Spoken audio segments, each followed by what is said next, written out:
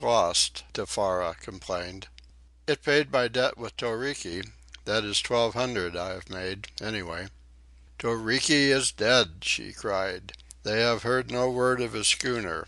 She was lost along with the Aorai and the Hira. Will Toriki pay you the 300 credit he promised? No, because Toriki is dead.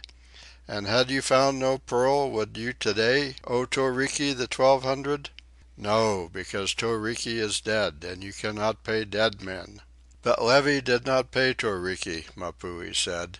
He gave him a piece of paper that was good for the money in Pape'i, and now Levi is dead and cannot pay, and Toriki is dead, and the paper lost with him, and the pearl is lost with Levi. You are right, Tefara. I have lost the pearl and got nothing for it. Now let us sleep. He held up his hand suddenly and listened. From without came a noise as of one who breathed heavily and with pain. A hand fumbled against the mat that served for a door.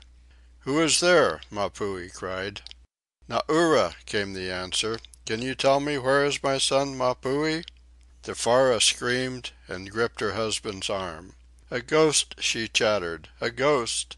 Mapuhi's face was a ghastly yellow. He clung weakly to his wife. "Good woman," he said in faltering tones, striving to disguise his vice, "I know your son well. He is living on the east side of the lagoon." From without came the sound of a sigh. Mapuhi began to feel elated. He had fooled the ghost. "But where do you come from, old woman?" he asked.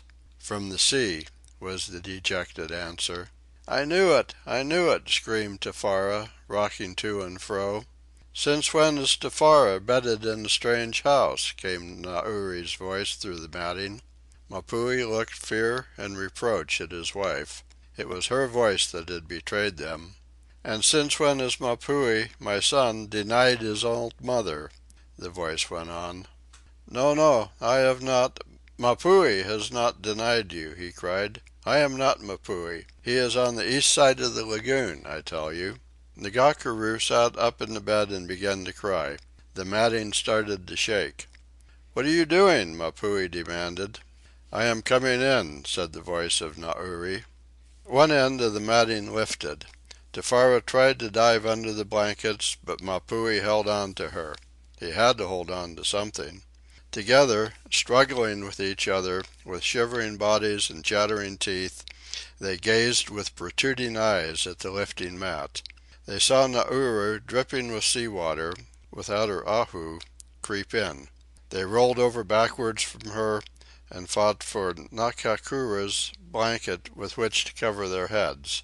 "You might give your old mother a drink of water," the ghost said plaintively. "Give her a drink of water," Tefara commanded in a shaking voice. "Give her a drink of water," Mapuhi passed on the command to Ngakura. And together they kicked Ngakura from under the blanket. A minute later, peeping, Mapuhi saw the ghost drinking. When it reached out a shaking hand and laid it on his, he felt the weight of it and was convinced that it was no ghost. Then he emerged, dragging Tefara after him, and in a few minutes all were listening to Naura's tale. And when she told of Levi and dropped the pearl into Tefara's hand, even she was reconciled to the reality of her mother-in-law. "In the morning," said Tefara, "you will sell the pearl to Raoul for 5,000 French." "The house?" objected Naura. "He will build the house," Tefara answered. "He ways it will cost 4,000 French. Also will he give 1,000 French in credit, which is 2,000 Chili." "And it will be 6 fathoms long?" Naura queried. "Aye," answered Mapuhi, 6 fathoms. "And in the middle room will be the octagon drop clock?" "Aye, and the round table as well." "Then give me something to eat, for I am hungry," said Naura complacently. "And after that we will sleep, for I am weary. And tomorrow we will have more talk about the house before we sell the pearl. It will be better if we take the 1,000 French in cash. Money is ever better than credit in buying goods from the traders." End of The House of Mapuhi by Jack London. Recorded by Tom Crawford in Cool, California, in fall of 2009.